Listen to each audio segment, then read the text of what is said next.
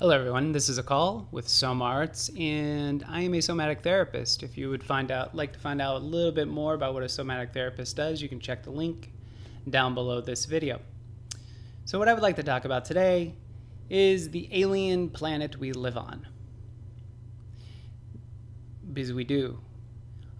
You're like, oh, no, we live on a planet, the planet's called Earth. No, we don't. We live on the planet that man has made. And I'm not talking about environmental degradation. I'm not talking about the building of things on the physical planet. What I'm talking about are the frequencies, the wavelengths, the quality of the water, the quality of the light, the quality of the food, and our circadian rhythms, etc. So our vitality is very tied into what's basic, what is nature. Remember, we have something going on, which is we have a mind that evolves quite quickly. It takes on new things, new understandings quite quickly, very fast. So new technology is always really, really attractive because it opens something up for us in terms of our understanding, our access to knowledge, or our desire to distract ourselves, whatever. What's important to remember about this is that our body, on the other hand, is not ready for these things. On an evolutionary basis, we evolve physically much slower than our mind evolves. So what is the mind created? The mind has created an alien planet. Man's mind has created a planet in which we have an alien sun. And what do I mean by alien sun? I mean a sun in which our sun basically is our technology. A blue light sun. I know there's a lot of sun worshippers out there like, oh, I lay out all the time. Okay, that's great. But you also think about like what most of us do before we go to bed at night. We're watching Netflix, we're watching videos. That's an alien sun. That's blue light. So now how is blue light a problem? Well, pretty much all LEDs, all light bulbs that are not incandescent, they all have high blue light spectrum. And I'm not shitting on technology here. Technology is obviously, it's a good thing on a lot of ways. However, what we're exposing ourselves to is perpetually is all this blue light. Now, the issue with blue light is when does blue light from the natural sun peak? In the morning. How does the body respond to this peaking of blue light? Produces cortisol. What is cortisol? Well, it's a chain reaction of things, but ultimately cortisol is related to stress and chronic stress and ultimately to fat storage. So what are we doing? So throughout the course of the day, we're living under a morning sun or a blue light sun because we're constantly exposing ourselves to our phones, to our computer monitors, etc., etc. Again, it's an alien sun. So how do we balance out the alien sun? Red light. Red light happens to peak when the sun sets. What does red light do? Red light triggers the production of basically the biochemistry in the brain that makes us sleepy and prepares us for bed. So what are we not doing? Well, we're exposing ourselves to daylight sun or morning sun all day. We're not getting red light exposure at night. And we're going to bed and having shitty sleep. Shitty sleep means that your body is not repairing and rebuilding. So again, over time, you think about this chronically, what's this doing? It's forcing an adaptation. It's an adaptation that has negative impacts. You look at what most people's diseases, well, most of the diseases in our culture today, particularly in Western cultures that dominate, our lifestyle. And I don't even really want to use the term disease because diabetes isn't a disease. Diabetes is an imbalance. Most of the things that we refer to as disease, and I've heard the term, they're Neolithic, meaning Paleolithic is like how our bodies have adapted. Neolithic is more sort of contemporary times. So we have Neolithic adaptations, which are diabetes, the rate of heart disease, all these things. And I'm not saying all these things could be mitigated by getting more sun, but that helps.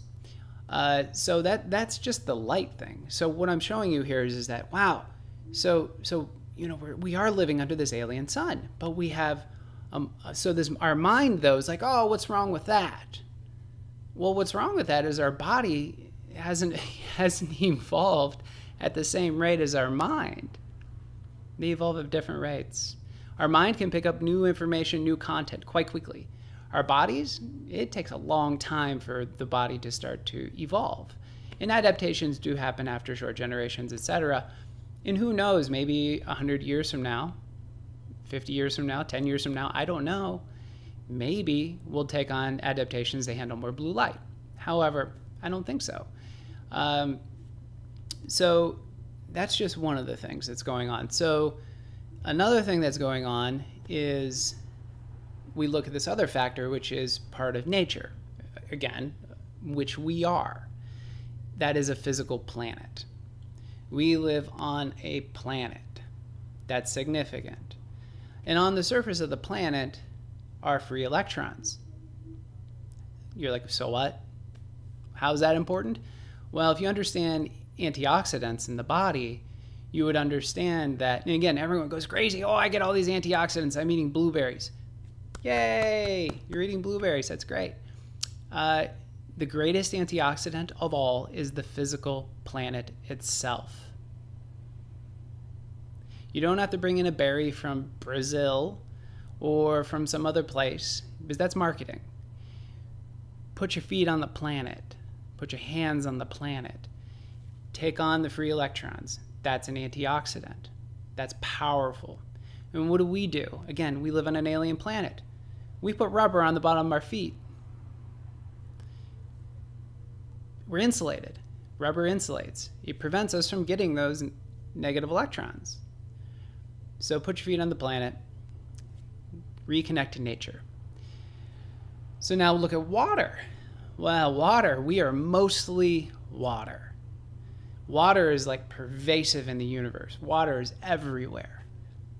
And because we are mostly water and water is everywhere, and we live on essentially a water planet, it tells you it's really, really important. So what kind of water do we drink? Well, first off, if you're drinking tap water, you're crazy. Look it up. I'm not like, a woo-woo health nut.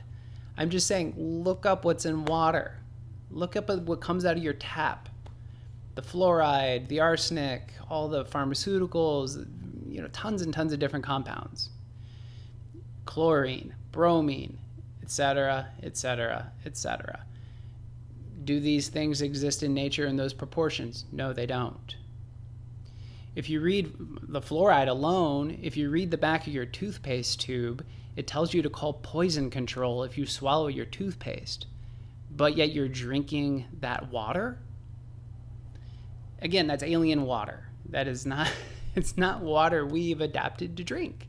So filter your water, filter the fluoride, get it out. Get reverse osmosis system, get a Brita, not a Brita, but a Berkey water filter that's got like a fluoride filter, whatever you got to get.